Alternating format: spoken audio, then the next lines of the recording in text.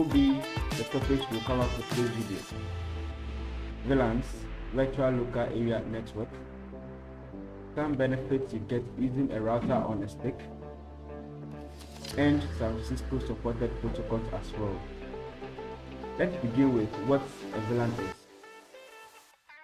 But before we begin our lesson, permit me to ask, do you know what a VLAN is?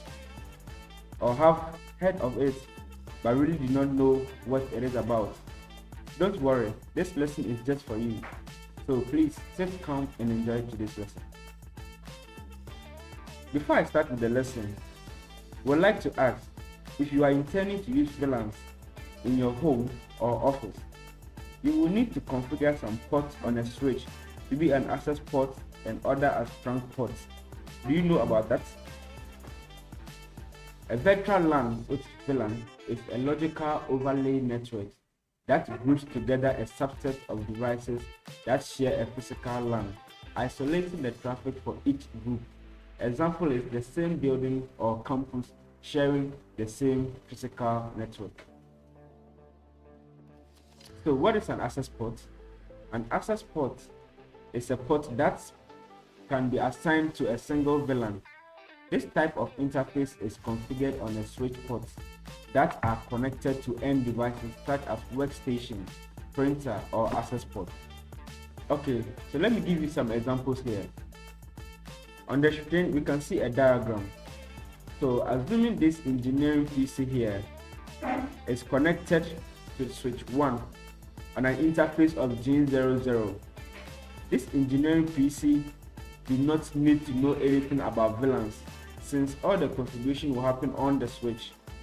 So on the switch, we will configure an access port allowing the engineering PC to get access to the information sent on the switch.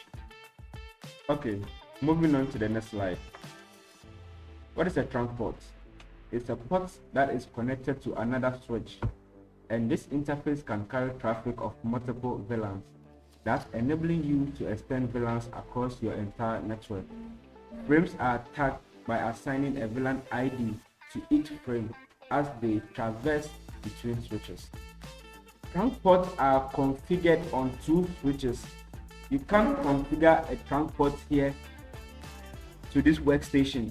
No, it won't work like that. You can only give access to the workstations, but not giving trunk access. The only way you can do trunk access is connecting 2 switches. There you configure a trunk port to be. And since all the configuration will be happening on the switch, there's no need for the end host to know anything about VLANs configuration. Moving on. Difference between access and trunk ports. An access port can have only one VLAN configured on the interface. As I said earlier, it can carry traffic for only one VLAN, whilst a trunk port can have 2 or more VLANs configured on the interface. It can carry traffic for several VLANs simultaneously. So that is all for the difference between an access port and a VLAN port. Moving on to the next slide. Router on a stick. Router on a stick, also known as a 1-amp router, is a method for running multiple VLANs over a single connection in order to provide inter-VLAN routing without the need of a layer 3 switch. Essentially, the router connects to a core switch with a single interface and acts as the relay point between networks. Okay, so with this explanation, I would like to give an example to clarify things a little bit for you to understand. So with this switch here, you can see how the transformation and the process is being done. VLAN 10 here has to send a message across to VLAN 20, but since they are not connected to the same VLAN, it needs to go through the router for the router to route the traffic before sending it to VLAN 20, and then get back to the router before getting back to VLAN 10. So that is how the process is being done. Moving on. Interswitch link, ISL. Another VLAN tagging protocol is interswitch link, it's the ISL. This protocol is Cisco proprietary, which means that unlike 802.1q, it can be used only between Cisco switches. It is considered to be deprecated, and newer Cisco switches don't even support it. ISL works by encapsulating a frame in an ISL header and trailer. The encapsulated frame remains unchanged. The VLAN ID is included in the ISL header.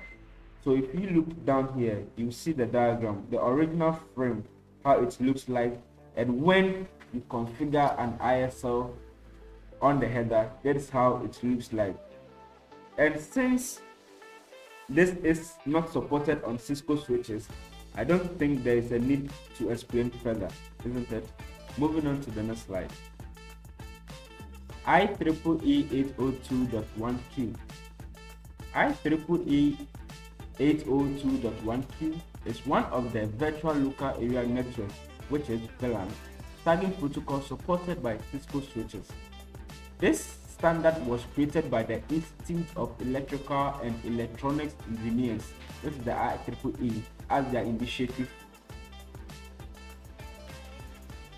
So it is an open standard and can be used on non-Cisco switches. The 802.1q VLAN tags are inserted between or into the internet frames, either to identify traffic from multiple VLANs and untagged VLANs. And talking of non-Cisco switches, I mean any other brand that comes in mind support this tagging protocol, since it's an open standard protocol. Now, looking at the diagram on the screen, tag fields, taking it one after the other. 802.1q tag is a 32-bit or 4-byte field between the source MAC address and the ether type. It comprises two main fields: the tag protocol identifier, which is the tag protocol identifier, and the TPID, which is the tag protocol identifier, is the TPD, and the field tag control information, the TCI field. So with the tag protocol identifier, this 16-bit system, so if you see here 2 bytes, it actually means it's 16 bits, because 1 byte is 8 bits. So if 2 bytes is equal to 16 bits. Now the 16-bit field is used to identify 802.1q tagged frames from untagged frames, whilst the tag control information, which is the tag control information, it also implies 16 bits or 2 bytes field contains the following subfields. So I explained the following subfields, which is the priority code points, the PDP. This 3 bits field can be used in prioritizing different traffic classes. Secondly, the drop eligible indicator, the DEI, that is how mostly is called, but in this diagram it says it's a canonical format indicator, which means the same thing though. So this field consists of 1 bit that indicates frames that can be dropped in case of traffic congestion. And lastly, let's talk about the VLAN ID, which consists of the 12 bits. So it specifies the VLANs to which the Ethernet frame belongs. I will give you an example to make things clearer. So, an example will attempt to clarify the concept well enough for you to understand what I mean. Now, let's say we have a network of 2 switches, which is switch 1 and switch 2, and 4 hosts, host A, host B, host C, and host D.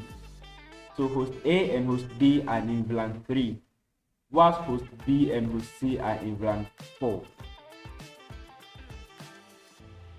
So on the segment between two switches, a process called VLAN trunking is used. As I said in the previous slide, that we only configure trunk ports connecting two switches together, and the end host will configure an access port to it to give it access, since the configuration is not done on the host, it's rather done on the switches. So the end host here doesn't necessarily need to know about VLANs or configuration of VLANs. Now, assuming switch 1 wants to send a tag frame to switch 2 or in VLAN 4, it needs to send the packets straight to switch 2. So switch 2 now receives the frame and sees the VLAN tag. So it knows the frame belongs to VLAN 3, which is VLAN 3. So it sends it only to host D, which it knows the VLAN is in its subset or is in its VLAN. Well, now we have some broad idea of what VLANs are and how important it is to configure it on our switches to give us reliability sake.